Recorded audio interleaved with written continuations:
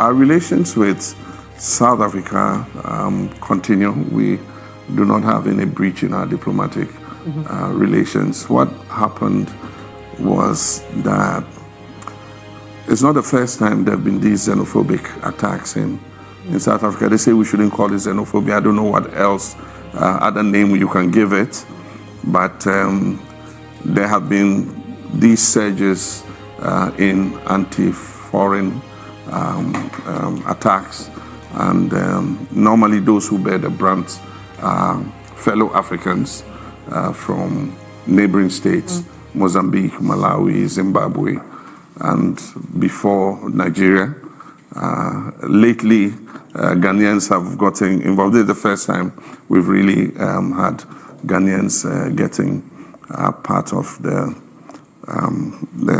direction of attacks. We had a situation where people went on rampage, locked the shops of foreigners, and many of the Ghanaians and other West Africans there come with some skills like nail work, barbering, weaving of hair, the cosmetic and beautician industry. And so when the rampage took place and their shops were locked, and it was dangerous to go out because if you were identified as foreign, you could be attacked. And there were even forays into health institutions. And if you were not South African, you were asked to leave the hospital, even if you were ill. It created a very, toxic atmosphere.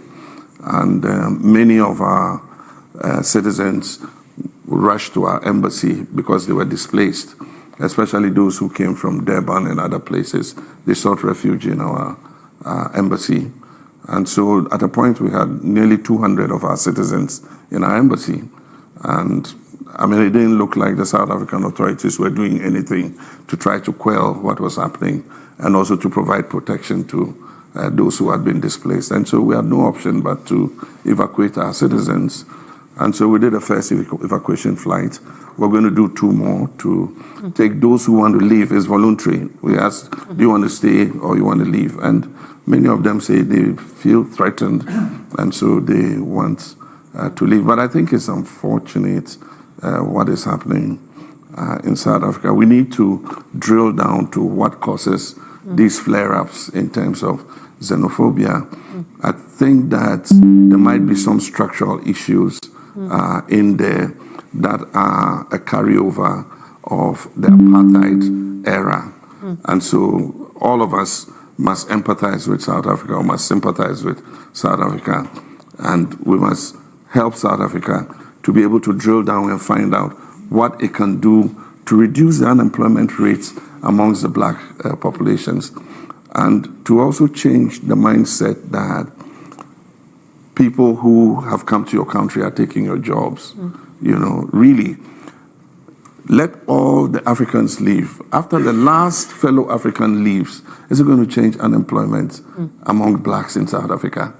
After the last shop has been closed and everybody has left, is it going to change unemployment in South Africa? There's something in there that the South African government must put a finger on and start a process of reforming so that, every country benefits from migration. There are lawyers here in the UK, there are surgeons, there are doctors, there are Ghanaian healthcare workers working in the NHS. In Ghana, we have fellow Africans working in Ghana. There are South Africans, there are Sudanese, there are Nigerians, and everybody brings some advantage. They either bring their knowledge or they bring investments, and I think we should get over this fear of foreigners coming into our countries. Thank you. On that note, can I thank you for coming? Terrific questions online. Thank you for viewing online. We're getting very, very big online audiences these days. Please join me in thanking. Get to the question. I'll come to the place. What I want to say is, we Ghanaians drove out Nigerians. Nigerians drove out Ghanaians. ECOWAS or AU couldn't solve. My question to you, Mr. President, can we say that the Africa contest or the Africa concept, that Africa project is dead? All right. What is the most important reform wealthy powers should make, and is the African project dead?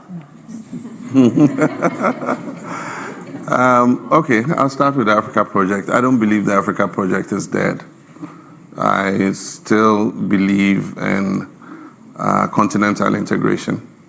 I believe that we can do more to cooperate with each other, and indeed that is the way to go, because I don't believe that any one country can in isolation become an island of prosperity on the continent.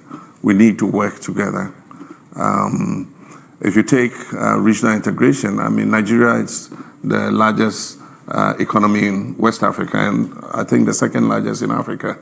And so these are regional powerhouses that can help drive prosperity in the whole of the continent. South Africa is the biggest economy. And I believe that if these countries are working properly and the other countries are cooperating, we'll have regional growth pools where we can pull each other up by our bootstraps.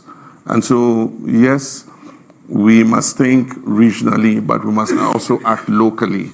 And I gave you the conditions that would make a change in our countries. One, democracy, respect for human rights, better governance, better economic governance. I think that those are things that we should begin to take seriously. There must be a new crop of African leaders who are selfless, who are working for their people, who are more accountable and trustworthy.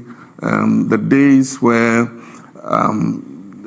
African leaders, just took power for the sake of having power and for the privilege of being leaders has passed. There must be a new crop of African leader that is prepared to work and sacrifice for their people.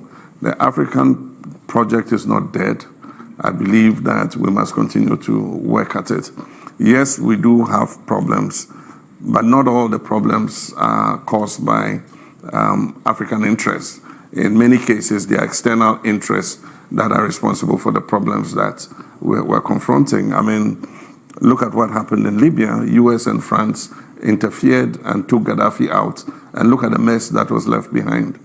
Today, look at Sudan. There are all kinds of interests in Sudan that make it difficult to resolve the issue in Sudan. And so, yes, there's external interference, but we mustn't give up on Africa. And then, with regards to what we should do, first we need to recognize that we are interconnected, and that we were put on this planet together for a reason, and that we must learn to work together. There are some things that, however powerful a nation you are, you cannot resolve on your own. Climate change, no one country can deal with the issues of climate change, and yet they affect all of us. And so we must work together and realize that we can create prosperity for every citizen in this world if we share prosperity. And so there are some things that we need to do as developing countries. We must govern better. We must be more accountable to our people and all that. But there are some things that our partners should also do. Our relationship and our cooperation should be based on our priorities. If you take the health space, countries give money to NGOs, and there's a lot of fragmentation. Every NGO comes and sets up and starts doing something on its own without reference to the priority that the country has set for itself. And that's what we're saying in the Accra Reset, that we're not talking about isolation, we're talking about partnership, but partnership based on our priorities. And I believe that that voice is getting even louder, and many countries are buying into a new global governance system, and that system must be more equitable than the old one that we're leaving behind. Thank you. And I'm going to we've got 2 minutes. I'm going to stir in 3 questions online. Thank you online for the terrific questions that have come in. 1, should ECOWAS have a joint army? 2, should Ghana join the BRICS? And 3, does the violence against the Ghanaian community in South Africa affect relations between Ghana and South Africa?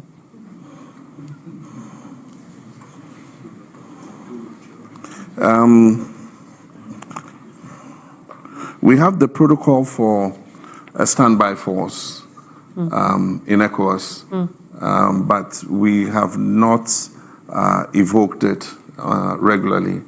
The only time that I know that we came close to evoking it is recently when there was the attempted coup in Benin. The president of Benin evoked the standby force, and Nigeria went in and supported to quell the coup d'etat. And so, yes, we do have provision for a standby force, and that should be a mechanism that helps us in our common fight against terrorism and other threats to the countries in the sub-region. That was an example I've quoted a lot of what ECOWAS did in regards to Benin at the end of last year. Yes, and then before, also the action of ECOWAS in Guinea-Bissau, in Liberia, the ECOMOG force was a joint military force that went and restored peace in Liberia. And so there are examples where we've had to make use of our joint forces to be able to resolve issues. Should Ghana join BRICS?